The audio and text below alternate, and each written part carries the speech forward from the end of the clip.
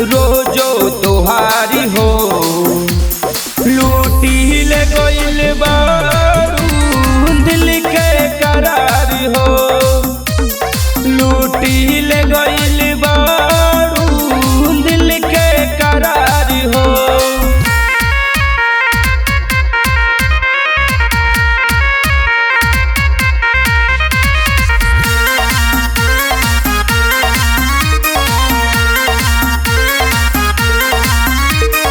कोमल तोहर चेहरा मन के हमार मोहता।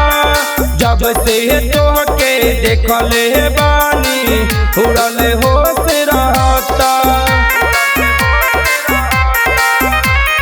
कोमल तोहर चेहरा मन के हमार मोहता। जब से तोहके देखले बानी उड़ल होश रहता।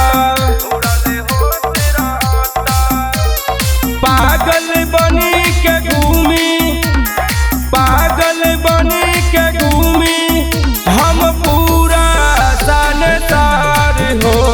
लूटी ले गइल बारू दिल के करार हो।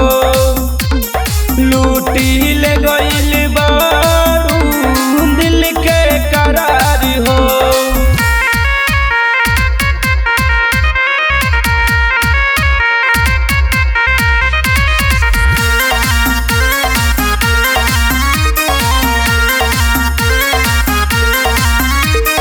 तोहरे खातिर जियब, तोहरे खातिर मरब। तोहरा के पावेला हम तो दुनिया से भले लड़ब। तोहरे खातिर जियब, तोहरे खातिर मरब।